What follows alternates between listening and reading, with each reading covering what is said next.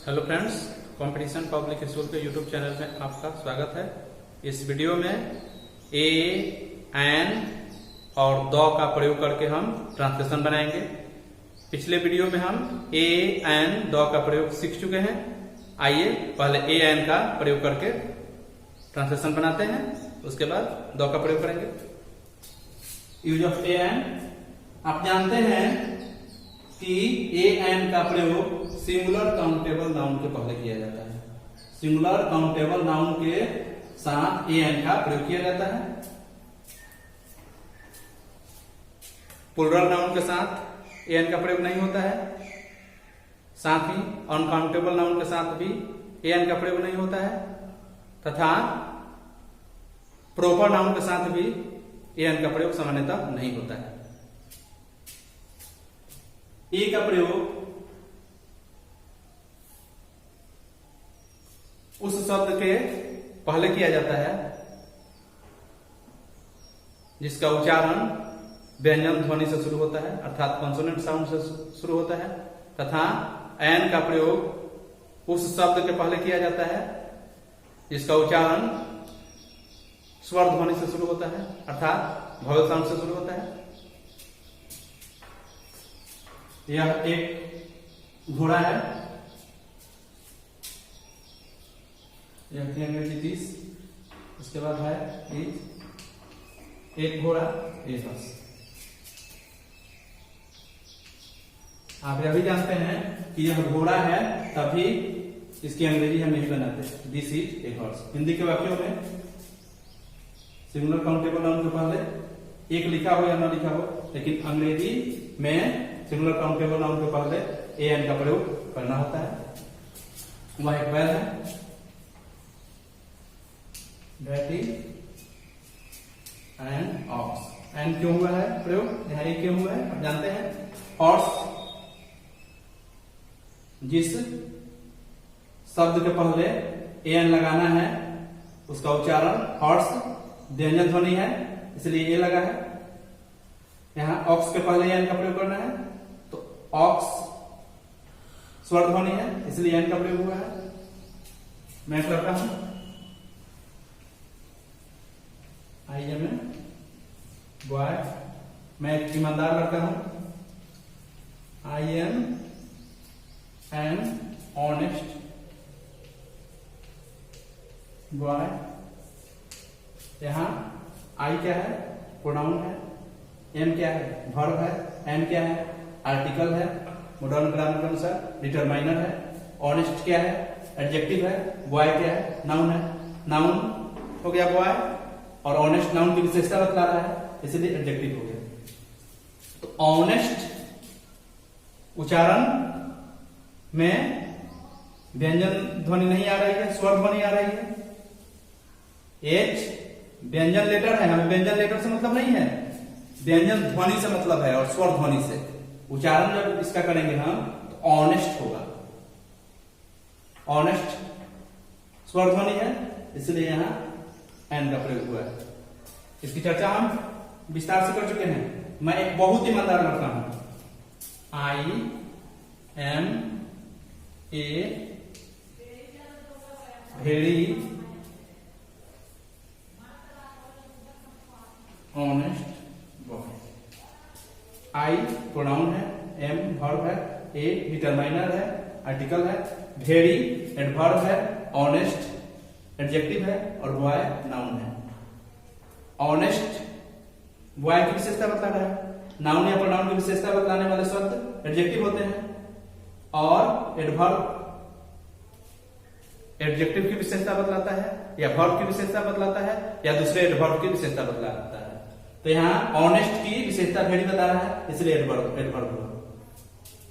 तो यहाँ इसका उच्चारण वेरी हो रहा है, व्यंजन ध्वनि है, वह है, इसलिए यहां एक का प्रयोग हुआ है। यह एक अद्वितीय दृश्य है। यह तो दिस इज ए यूनिक होता है, UNIQUE, this is a unique site. यहां देखिए यूनिक, इसका उच्चारण आप कीजिएगा तो यूनिक य से शुरू हो रहा है, यह व्यंजन ध्वनि है, इसलिए यहां ए का प्रयोग हुआ है। यूनिक में यह व्यंजन ध्वनि है, शुरुआत व्यंजन ध्वनि से हो रही है, इसलिए यहां ए का प्रयोग हुआ है। आइए अब द के प्रयोग पर कुछ वाक्य देखते हैं। अब द का प्रयोग देखते हैं। यूज ऑफ द, पूरी जाति का बोध कराने के लिए सिंगुलर कॉमन नाउन के पहले द का प्रयोग होता है, परंतु पूरी जाति का बोध कराने के लिए प्लूरल कॉमन नाउन के साथ द का प्रयोग नहीं होता है। पूरी जाति का बोध कराना हो तो सिंगुलर कॉमन नाउन के पहले द लगाएंगे, लेकिन पूरी जाति का जब बोध कराना हो, पूरी जाति का बोध कराना हो तो प्लूरल कॉमन नाउन के साथ द का प्रयोग नहीं करेंगे। आइए देखते हैं। गाय एक जानवर है, यह सभी गायों के लिए आया है। गाय एक जानवर है, द पूरी जाति के लिए प्रयोग हुआ है। The cow is an animal. गाय दूध देती है, पूरी जाति का बोध हो रहा है। The cow gives milk. सिंह बहादुर होता है। The lion is brave. गायें दूध देती हैं, सभी गायें दूध देती हैं।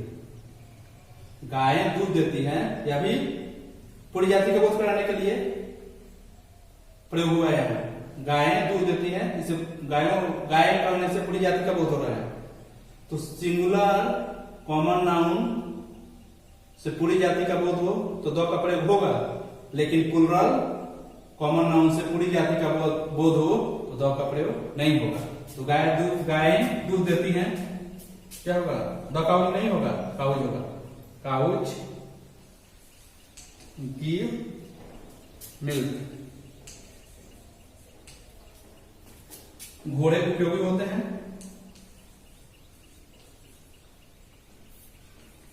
Horses are useful।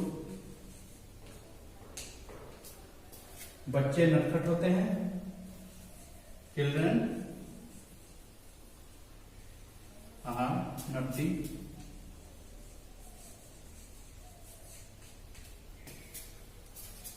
आगे इसे हम और विस्तार से समझ रहे हैं। कुछ और प्रयोग सीखने पर एक क्लियर हो जाएंगे। आइए आगे देखते हैं। कुछ वाक्य लिखे गए हैं, उन्हें देखते हैं। ग्रुप सी को देखते हैं। इसमें हम जानते हैं कि द का प्रयोग सामान्य अर्थ में प्रॉपर नाउन तथा अनकाउंटेबल नाउन के साथ नहीं होता है। सामान्य अर्थ में प्रॉपर नाउन और अनकाउंटेबल नाउन के साथ द का प्रयोग नहीं होता है। राम प्रॉपर नाउन है, शहर और सोना अनकाउंटेबल नाउन है। तो राम एक लड़का है। Ram is a boy. शहद मीठा होता है। Honey is sweet. सोना पीला होता है। Gold is yellow.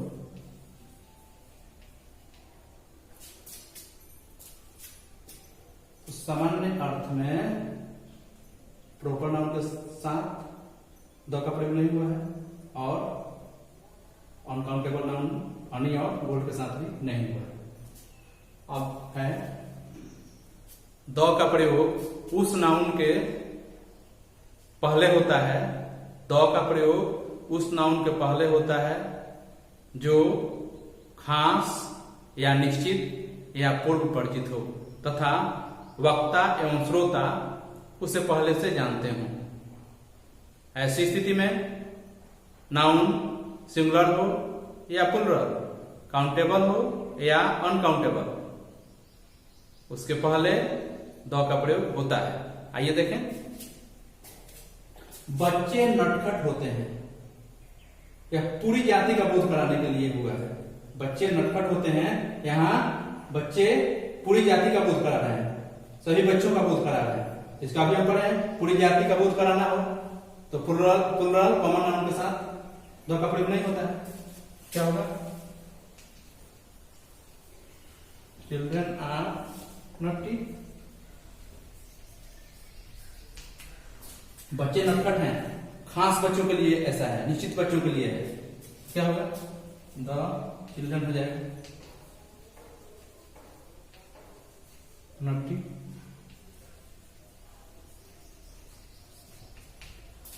कुर्सियां टूटी हैं, कुछ खास कुर्सियों के लिए कहा जा रहा है, द चेयर्स हो जाएगा,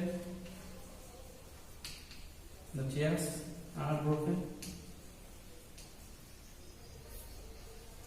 आगे है, कुर्सियां उपयोगी होती हैं, सारी कुर्सियों के लिए है, पूरी जाति का बोध हो रहा है, द का प्रयोग नहीं होगा। Chairs are useful.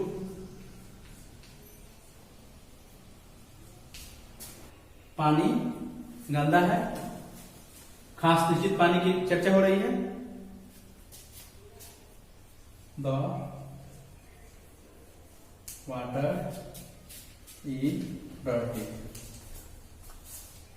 पानी उपयोगी होता है, सामान्य अर्थ में प्रयोग हुआ है। आर्टिकल का प्रयोग नहीं होगा, द का प्रयोग नहीं होगा। द क्या होगा? वाटर इज, पानी उपयोगी होता है, वाटर इज यूजफुल। दूध मीठा है, खास निश्चित दूध है, इसलिए द मिल्क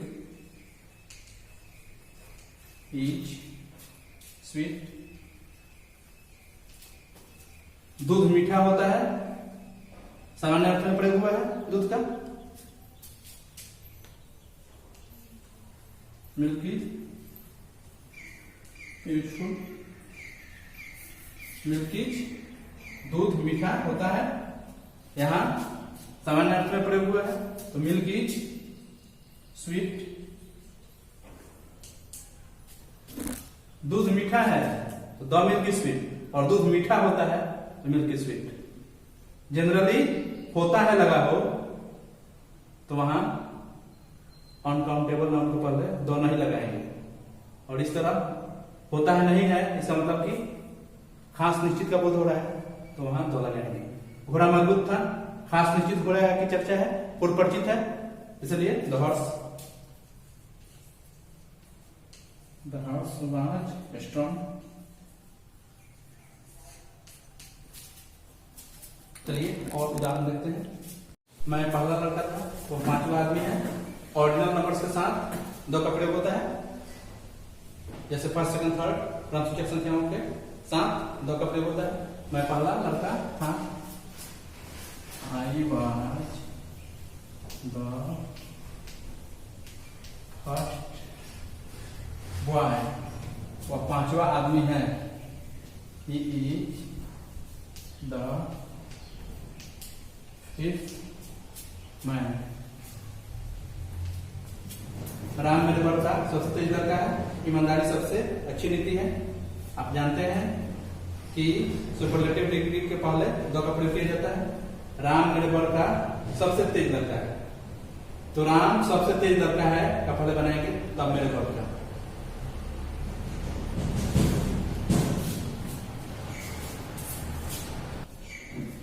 राम मेरे बड़का सबसे तेज लड़का है, सुपरलेटिव डिग्री के पहले द का प्रयोग किया जाता है। तो राम मेरे बड़का सबसे तेज लड़का है, तो पहले बनाएंगे राम सबसे तेज लड़का है, तो Ram is the intelligent positive degree, more intelligent comparative degree, और मोस्ट इंटेलिजेंट सुपरलेटिव डिग्री। सबसे तेज तो the most intelligent, Ram is the most intelligent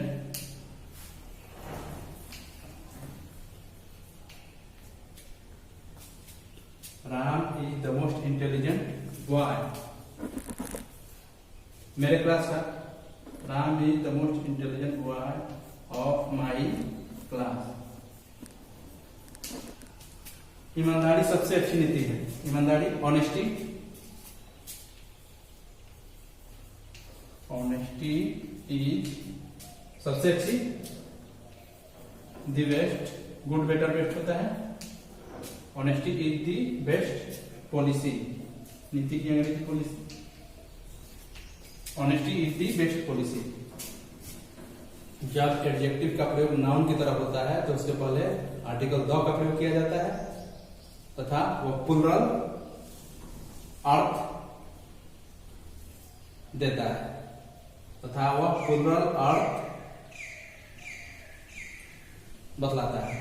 गरीब लोग ईमानदार होते हैं तो द पुअर कहेंगे तो उसका अर्थ होगा गरीब लोग। बूढ़े लोग तो द ओल्ड, केवल द ओल्ड का होने से बूढ़े लोग का बोध होगा। धनी लोग द रिच, गरीब लोग तो द पुअर। प्लुरल हो गया, इसके साथ प्लुरल होगा। द पुअर आर ईमानदार, ऑनेस्ट। बूढ़े लोग अक्लमंद होते हैं, द ओल्ड आर अक्लमंद, वाइज। इस तरह जो महत्वपूर्ण नियम है उनको हमने एक बार पुनः देख लिया।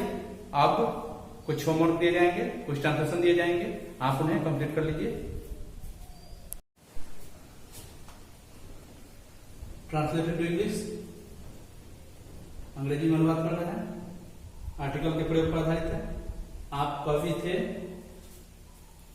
राम एक लड़का है, इस तरह आप सबको बना लीजिए। एक और क्वेश्चन है, question number 2, translated to English. एक सेंटेंस से आपको 18 सेंटेंस बनाना है। एक सेंटेंस से 18 सेंटेंस बनाना है। कैसे बनाना है आइए देखते हैं। मैं गरीब हूं, इज आर एम का प्रयोग आपने पढ़ा है, वाज वेयर का पढ़ा है और विल बी शैल बी का प्रयोग पढ़ा है। उसी पर आधारित बनाना है।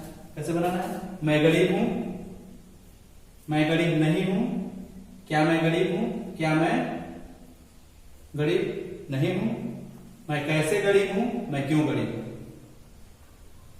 उसके बाद था पर बनाइए। मैं गरीब था, मैं गरीब नहीं था, क्या मैं गरीब था, क्या मैं गरीब नहीं था, मैं कैसे गरीब था, मैं क्यों गरीब था। अब आप बनाइए विल बी शैल बी के प्रयोग पर।